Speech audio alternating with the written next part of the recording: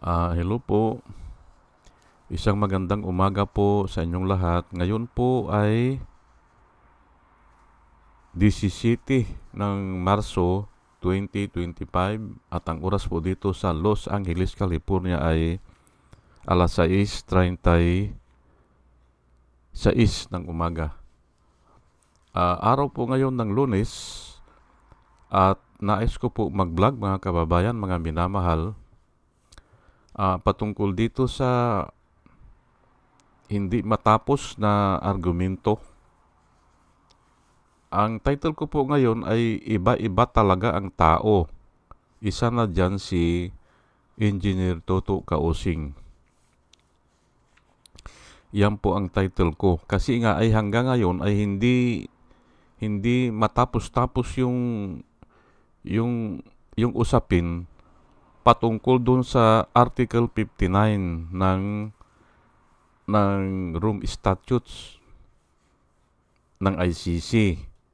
Ngayon ay naisipan ko ay tatalakayin ko ito, gagamitin ko po ang Biblia. Tinatalakay ko po ito, ginagamit ko ang Biblia, pero hindi ko natatapos kasi nga kulang ang oras. Ay ayaw ko naman pahabain po ang oras dahil alam ko mahalaga ang oras sa inyo. Kaya kung napapansin nyo, lahat ng word na ginagamit ko dito may meaning. Hindi po ako nagbibiro, hindi po ako gumagamit ng word na hindi mahalaga. Opo. At dahil ito ay personal ito na pananaw ko, ay ibibigay ko muna yung mga personal circumstances ko po. Sino ba ako? Ako po ay nakagraduate ng electrical engineering dyan sa PIATI 1980. At 1981, nag-take po ako ng board. Ako po ang top notcher dyan sa PIATI with the rating of 87.25. Ang sumunod sa akin ay 85, yung kinatakutan ko na 4 and 1/2 yung kinuha ang engineering. Ako 5 and 1/2 ako . Ngayon 1983 po, graduate din ako ng mechanical engineering dyan sa PIATI. Ngayon, pero kumuha ako ng board ay 1997. Pasado rin po ako. Pero pasang-awa lang. Ngayon, noong 1998 hanggang 2000, siguro 2002, ganyan, kumuha naman ako ng masteral ng engineering sa TUP, dyan sa formerly Picat, sa San Marcelino Street, corner Ayala Boulevard, dyan sa malapit sa Adamson, malapit sa Philippine Normal College. Kumuha ko ng Master in Electrical Engineering at natapos ko po ang academic requirement.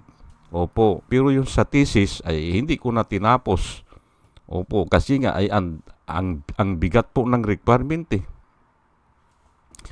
Ngayon, ang experience ko naman sa trabaho ay nagturo ako ng engineering mga 6 na taon. Nagtrabaho din ako sa Nawasa as junior engineer doon sa UP Diliman ay 5 years. Nagtrabaho din ako ng Saudi as engineer 8 years total. Kaya ang malaki na years ko dyan sa Pilipinas nung nagturo ako ng engineering, 6 years yun . Sa Nawasa naman, 5 years lang yun. At na-involve din ako sa mga high-rise building as part of the project management, mga 3 years. Ayan po ang experience ko. Dito naman sa Amerika ay 15 years na ako dito. Opo. At ang linya ko ay, although hindi ako engineer dito, ay yung mga function ko ay ginagawa ng inhinyero. Opo. Ganun po yan. At okay naman. Okay naman. So, yan po ang background ko. Ngayon, ako po ay isang born again. Opo. At Ako din po ay kumuha ng advance ROTC. Opo, at yung 31 ko, yung third year ko, ay diyan kami kumuha sa UP, yung 31 at saka 32. Opo, at ang itinuro doon sa amin sa UP, although na Naval ROTC kami, ang itinuro sa amin, yung the whole kwan po ha, the whole year, ay yung crowd control at saka yung public disturbance. Yan ang itinuro sa amin. Wala nga kaming natutunan na Naval kasi nga ay lahat ng advance ROTC noon sa UP. At ang daming bumagsak sa amin. Tinignan ko yung record namin eh. Halos kalahati ng piyati bagsak. Kasi nga nalilit. Opo, yung iba ay siguro maraming absent. Kaya tinignan ko yung record ko, ay ang daming bumagsak pala. Opo. Yan po ang background ko. Ngayon,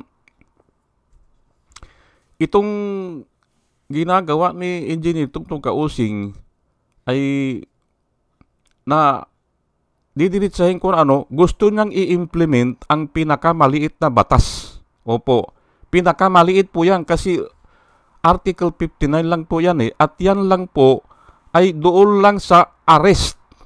Arrest lang yan. Procedure sa arrest na gusto niyang i-implement. Ngayon, ang masasabi ko po dyan ay sinagot na po ng Biblia yan. At si Jesus Christ ang sumagot dyan. Opo. At yan po ang ipapaliwanag ko. Pero bago ang lahat ay nais ko munang batiin yung mga sumusubaybay sa atin o nag-like sa atin o nag-share o nanonood, view. Ito po sila at salamat po sa inyong lahat. Bibilisan ko lang po kasi nga ay gusto ko hanggang 30 minutes lang eh. At i-discuss ko nga yung Biblia. At palagay ko pagkatapos nito mas maintindihan nyo po ipapaliwanag ko, hindi ako sang-ayon dyan. Lalo sa sinasabi ni Engineer Tungtong Kausing na ididisbar niya, kakasuhan pa niya yung mga humuli. Opo, hindi po ako kwan dyan. Kasi nga, kwan lang siya procedure lang siya It is not even the law. Procedure lang po yun. At walang penal kwan yan, walang penal clause.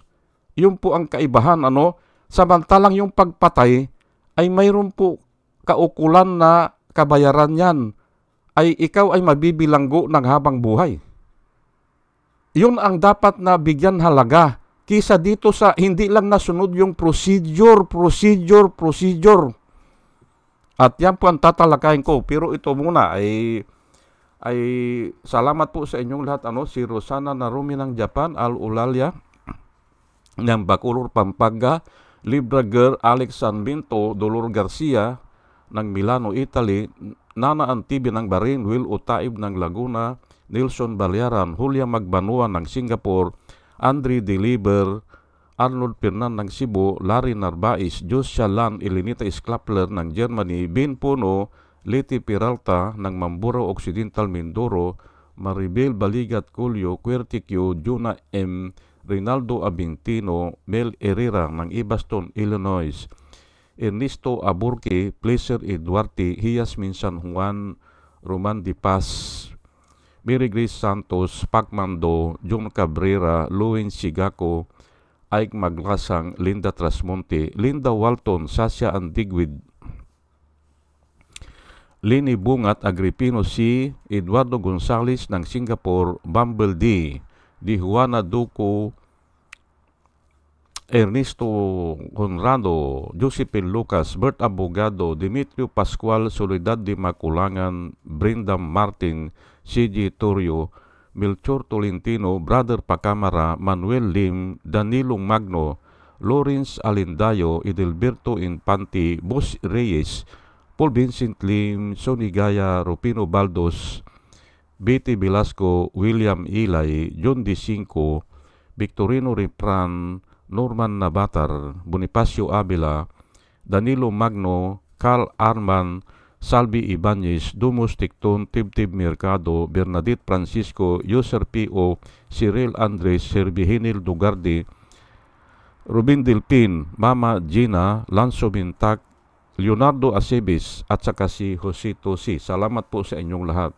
At ito naman po ang mga vloggers na nire-recommenda ko po sa inyo na ating panoorin at subaybayan at suportahan. Ito po sila, si Michael Apasimli Bulletin, si Atty. Insurrecto, Bunyog Pagkakaisa, Vlogcaster Arman din, Engineer Tuto Kausing, Aling Marie, Mr. Sa Totoo Lang To, Christian Isguera, PMTGR Vloggers, The Action Man, Roy Japantors, Divine Apostol, CG Pichay, Kapihan ni Art at Ago, Demjos Journey Kakamping, Ang Batas with Atty. Claire Castro, Waldi Carbonell, Atty. Silo Magno at saka si Kristan. O sige po, at tayo po ay tuloy-tuloy na at ugaliin po natin na makinig sa kanila at marami tayong matututunan sa kanila. Ang sinasabi ko po dito, ako ay believe dito kay Engineer Tuto Kausing kasi nga ay engineer na siya tapos kumuha pa siya ng abogasya. O yun at tama naman yung mga sinasabi niya. Pero kung minsan po, kung wala tayong reference, at ang reference po ay dapat ay Biblia, para sigurado ka o para hindi magbabago yung Biblia. Absolute po yan Opo, at sinagot na po ni Jesus Christ yan. Yung mga Parisiyo na gusto nilang ipatupad ang mga procedures of the law. Yan po procedure o seremonya ng mga batas. Opo, yun ang gusto nilang ipatupad sa mga tao. Ay ano po ang sabi ni Jesus Christ? Bibilisan ko lang po at alam ko na discuss ko na ito Matthew 23 verse 4, For thy bind heavy burdens, hard to bear, and lay them on men's shoulders, but they themselves will not move them with one of their fingers.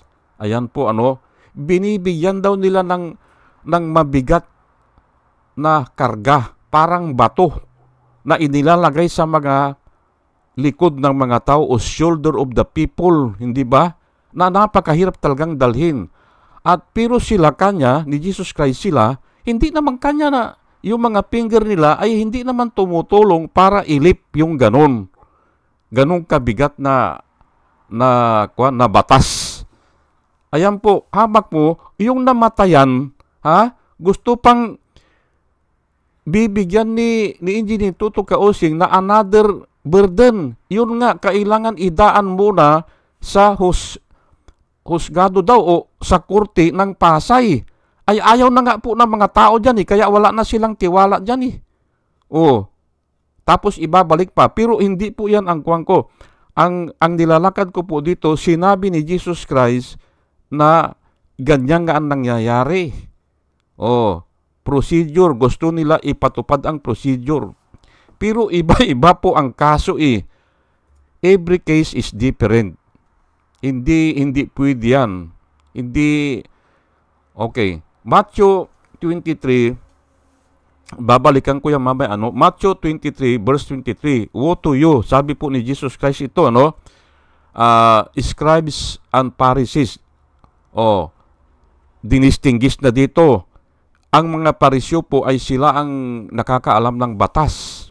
Mga abogado po ito mga advocate. Scribe naman yung mga manunulat o nagsusulat ng batas. Sila ang nakakaintindi dyan. Hypocrites, sabi po ni Jesus Christ. Bakit? For you pay tithes and means and amis and kunims and have neglected the weightier matters of the law. Ayan po kinalimutan nyo ang pinakamahalaga sa batas. Bakit ginawa ang batas? O the purpose of the law. Yun po ang kinalimutan nila. Gusto nilang ipatupad ay ano ba yung tithes? Yun po yung additional na lang yan Additional na ikaw ay magbabayad ng 10%. Pero wala yan doon sa original na batas. na ibinigay. Ay pero inuunor po ng Panginoon yan kasi nga ang gumawa niyan ay mga kwanili, mga mambabatas siguro o yung mga yan nga, yung mga ganyan, mga Parisiyo. Sinusunod nila ang actually, ikuan lang yan ay pero hindi topic dito yan, Kuan lang yan. Ang masasabi ko, additional lang yan. Opo, na palatuntunan. Palatuntunan kasi yan yung magbibigay ka ng tithes At para patunayan ko na palatuntunan lang yan, tinanong si Jesus Christ patungkol niya sa pagbibigay, ang sagot niya, magbigay ng naaayon sa iyong kalooban, hindi napipilitan. Adi ay anong batas yan? Adi ikaw masusunod hindi ba? Nang ayon sa iyong kagustuhan. Magbigay ka, sabi niya. Walang batas po dyan na 10%, wala. Kung gusto mo, dagdagan. Kung gusto mo, bawasan. Kung gusto mo, ibigay mo lahat. Tatanggapin po yan ng simbahan hindi ba? Ngayon, pero ito nga ang sabi ni Jesus Christ you neglected the weightier matters of the law. Ano po yun? Yung kuwang kasi, ang mabigat na batas na may penal clause, yung huwag kang mangangalo niya, huwag kang papatay, huwag kang mag-testify sa hindi totoo. Yan po, nalilimutan yun. At gusto lang ipatupad yung procedure paano aristuhin na napakaliit lang po yan. Wala pang 24 hours na naganap yan. Kaya nga ang kuwang ko dito, hindi ko kinoconsider ang Pilipinas ang custody Ang may custody, at lalo na ngayon, ang may custody ay yung Netherlands. Ang umaristo lang ay ang Pilipinas. Kaya dapat ang gamitin doon ay arresting country. Para maliwanag. Kasi hindi naman ako abogado, hindi ko naman alam yan na yung custody pala ay Pilipinas. Ang alam kong mag-custody ay ang Netherlands. At ganyan nga ang nangyayari. Hindi ba? Kung ilang taon yan, ay siya ang mag-custody doon. Ikukumpara mo, ang custody pala na 24 hours lang sa Pilipinas, ay dapat linawin yan. Pero okay na. Paboran na natin dahil ang mga attorney sinasabi din nila na ang custody ay Pilipinas.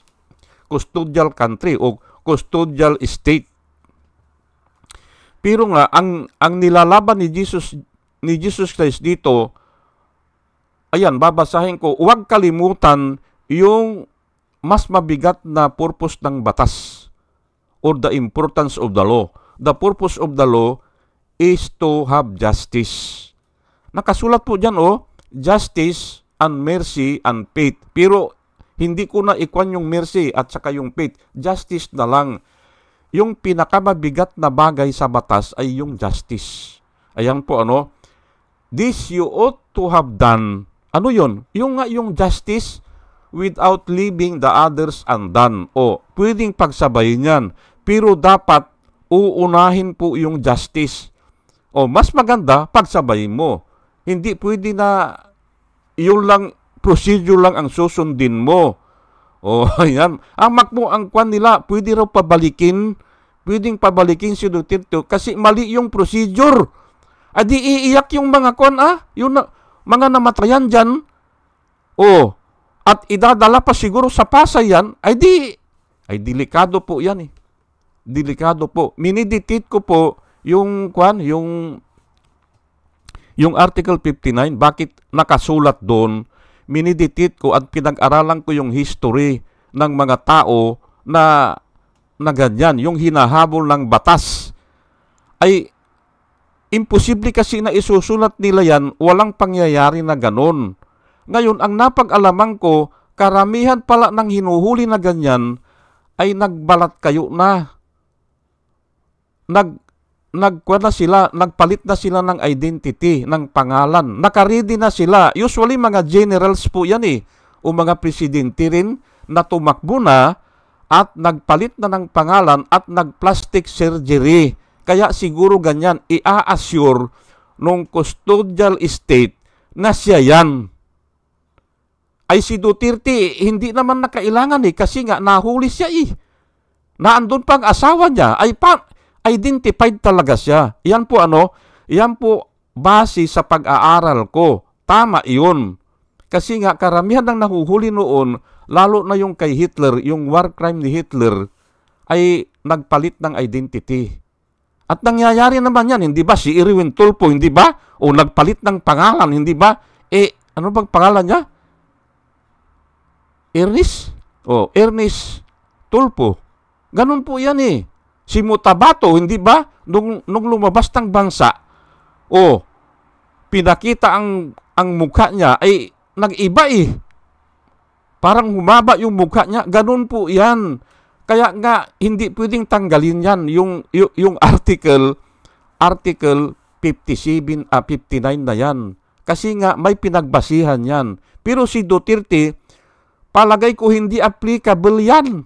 Bakit? Identified na siya eh. At yun lang ang pinakamabigat na gagawin daw, yung i-identify siya. At isa pa, idagdag ko pa, kung dinala yan sa Pasay at pumunta doon ang mga supporters niya na nakikita niya sa kanyang mata na naandun sa abot tanaw niya, naandun sa paligid ng perimeter fence, naandun ang mga supporter niya, ay baka hindi lang pukpukin hindi lang pukpuk ng cellphone ang makukuha ng pulis dyan. Baka mang-agaw pa ng baril yan. Opo. Kung nakita niya na naandyan ang mga supporter niya, ay mag-aagaw ng baril yung... yan po ang iniiwasan dyan. Dapat bigyan natin ng leeway yung arresting officer o yung custodial officer na bahala sa mag-decide kung ano yan. Hindi ba? Bahala siya. Kasi siya ang humuli ay nasa custody niya. Sige, ay bahala sa mag-decide. Depende po yan sa sitwasyon. Inuulit ko lang nature ng tao yan. Na kung naandyan ang mga supporter niya, mag-aagaw ng baril yan. Opo, lalaban yan. At yan po ang nakarecord sa Biblia. Si Pedro, hindi ba? Nung kasama niya yung mga kasamahan niya, pinungusan niya ng ulo pinungusan niya ng tainga Yung servant ng priest, ay siguro, ay naandun, ay siguro, yung undercover agent siguro, tinitingnan ang mga sitwasyon.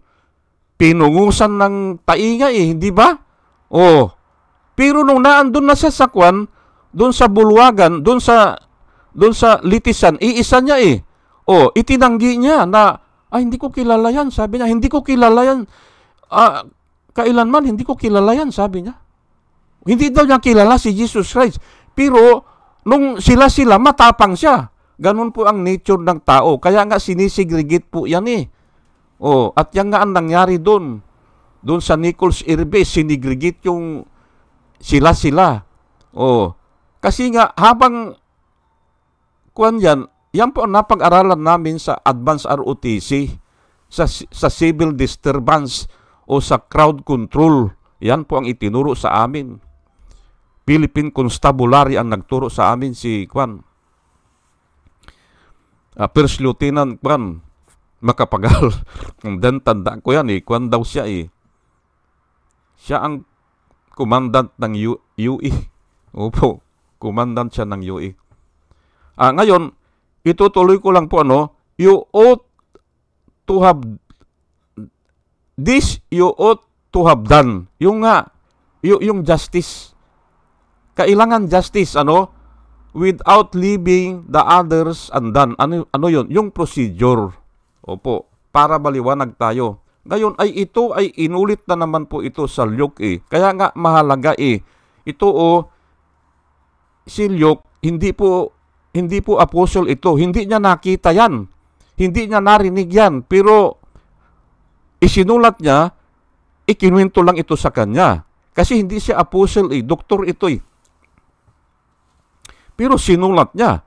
At para sa akin, mas maganda ang sinulat ni Luke. Kasi nga ay doktor yan Hindi ba? Ito What to you, Pharisees, sabi niya. Hindi. Si Jesus Christ ang nagsalita nito. Pero ang nagsulat ay si Luke. Sinulat niya, woe to you, Pharisees, because you give God tenth of your mint. Yan nga, yung mga talbos yan, mga talbos ng kamuti yan, siguro o bulaklak. Yung 10% nun, yung napagbintahan nila, ibinibigay nila sa simbahan. At yun ay procedure nga yan o kaya karagdangan lang yan na palatuntunan ng simbahan. Rue and other kinds of garden herbs. Herbs nga herbs, But you neglect justice. Ayan po, You neglect justice. Nagbibigay ka nga kanya sa simbahan. Binibinta yung mga talbos mo ng kamuti o herbs, at ibinibigay mo yung 10% sa simbahan. But you neglected justice and the love of God. You should have practiced the latter without leaving the former. Ayan nga, sabay yan. Kailangan may hustisya. Ngayon, kung pababalikin po si Duterte sa Pilipinas dahil lang doon sa procedure lapse na yan, ay nasaan po ang hustisya dyan? 8 taon na po na nag-umiiyak yung mga namatayan. Ay ito po, nangyari lang ito, yung lapse of procedure, wala pang 24 hours. Nasaan po ang hustisya dyan? Tatanungin ko po kayo. At procedure lang po yan. Kung nalabag man yan, walang penal clause. Maaring administrative, maari siguro, pero doubt pa rin ako dyan. Kasi ang main purpose ay dakpin at dalhin sa hago. Hindi ba? Dakpin at dalhin sa hago. Yun ang main purpose. At siyempre, yung peace and order, kailangan ay walang patayan, walang barilan. Yan po ang main purpose ng police. To maintain peace and order. Ngayon, ay okay. Naipaliwanag na natin ang batas po ay naandyan para to obtain justice. Opo, Hindi hindi human rights. Hindi human rights, to obtain justice po. Kasi ang Biblia po, binasa ko ng binasa Si Jesus Christ ba bumaba dahil sa human rights, nilalakad niya ang human rights ng tao? Hindi po Para ma-justify tayo, yung kasalanan natin, makasalanan ang tao Makasalanan at alipin po ng kasalanan. Paano magkakaroon ng human rights yan?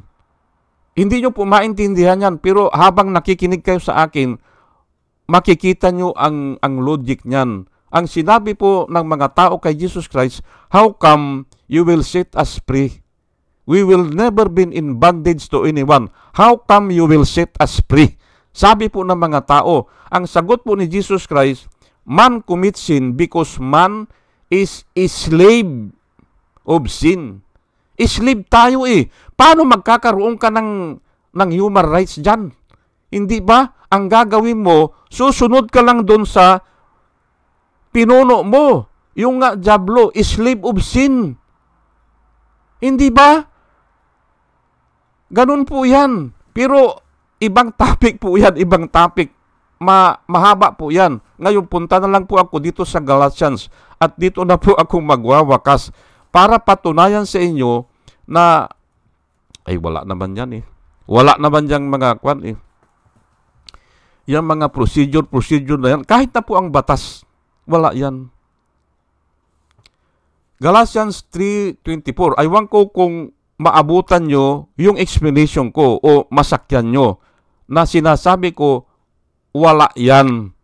Ito po therefore, the law was our tutor. Tutor lang yan Tutor lang yan. May mas mahalaga dyan. Ano yun? To bring us to Christ. Yan po ang nakasulat dito. Pero, kasi kulang nga ang ayaw kong isulat dito lahat Ang ibang verse, sa ibang author, hindi Galatians, hindi sa iba, Therefore, the law was our tutor or our schoolmaster. O, ayan nga, to bring us to righteousness.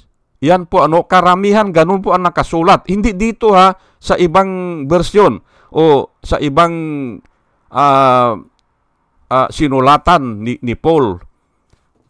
Ang pagka-description niya, therefore, the law is just our tutor. Tutor lang po yan eh.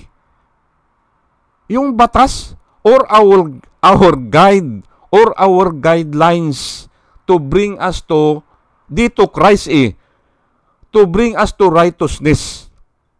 Yan po Pero ang dami po mga verse na Christ is the righteousness of God. Yan po ang nakasulat Christ is the righteousness of God. Kaya pwede talagang sabihin na therefore the law is just our guide or guidelines to bring us to the righteousness of God. At yun po ang absolute. Hindi yung mga batas na yan. Pwede nga tanggalin na yan eh. Pwede tanggalin na yan kung sumusunod ka na. Na-i-expired po ang batas nagiging obsolete. Nakasulat din po yan sa Biblia. Nagiging obsolete ang batas.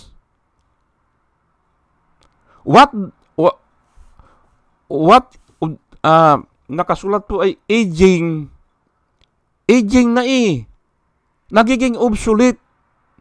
Kaya nga tayo ay nasa second covenant na tayo. Yung we will be saved by faith. Ayan po, second covenant po yan. Jesus Christ made the old obsolete. Sabi niya. And introduced the new. Yun po, nagiging obsolete po yan.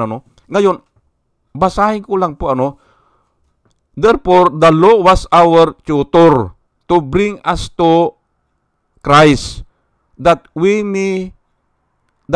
might be justified by faith. Ayan po Ngayon, uulitin ko lang ano po ang batas is just our tutor. Hindi ba? Pwedeng tanggalin yan kung righteous ka na. Opo. Ano yung sinasabi na righteous? Ikakat ko na lang ang righteous kung ipinagkaloob mo na ang iyong sarili sa Panginoon. Kung yung kayamanan mo, baliwala na yan. Ay kaso ang tao po ngayon, ang pinag-aawayan, pumapatay po ng tao dahil sa kayamanan. Yan po ang hindi righteous. Ang righteous, pag yung kayamanan mo, dinunit mo na sa kawang gawa o ibinigay mo na doon sa mga nahihirap. Yan na po ang righteous. Opo. Yan po. Para ay mahirap pong ipaliwanag ano ang righteous. Pero yan na talaga ang suma total. Si Zacchaeus, hindi ba? Si Zacchaeus nga here and now, sabi niya. Here and now. Sabi niya, half of my treasure I will give to the poor, and if I deprive of anyone of anything, sabi niya, if I deprive anyone of anything, I will return it 4 times, sabi niya. Bakit niya ginawa yan? At ang sabi ni Jesus Christ, indeed, sabi niya indeed, salvation has come into this house. Paano po nasisip ang tao? Ayan nga yung ayaw mo na yung kayamanan. Kasi naintindihan mo na Ngayon, ang mga tao ba pumapatay dahil sa kayamanan? Ay upo, ayan nga, nag-aaway-away na nga sila Hindi ba? Wala sa kanila ang righteousness. Pero kung nasa iyo na ang righteousness, yung batas na yan, para pong gumagawa ka ng bahay may guidelines ka. Pero pag naipatayo mo na yung bahay, yung pundasyon, tatanggalin mo na yung mga guidelines mo. Ganun po yan. At yun po ang pinakamahalaga. Yun po ang purpose ng batas to bring us to righteousness. Ngayon, sa iba ay the purpose of the law is to have justice or to obtain justice. Yan po ang tandaan natin. Hindi po yung susundin yung procedure of the law. Hindi po ganon. Guide lang yan. Guide ng guide. Ganon po yan. Ang gusto ko pong sabihin dito, walang kwenta yung procedure kasi nga walang penal clause. Wala eh. Bakit yan ang bibigyan natin ng halaga? Ayan po sige po at hanggang dito na lang po at mahaba-haba na. Katulad ng sinabi ko, ayaw ko po na sayangin ang oras nyo. Ayaw ko. Kaya hanggang dito na lang at salamat po sa inyong pakikinig at dinadalayan ko po sa Panginoon. Sa ating pakikinig ay nakakakuha tayo ng wisdom na nanggagaling sa Kanya. Ito po, hindi ko po tatanggalin sa YouTube at ikuan ko lang ito, i-replay ko lang kasi nga kahit na anong topic, pwede ito eh. Opo, pwedeng pakinggan, pwedeng pagbasihan at absolute po ito kasi galing sa Biblia. Sige po at salamat po sa inyong pakikinig.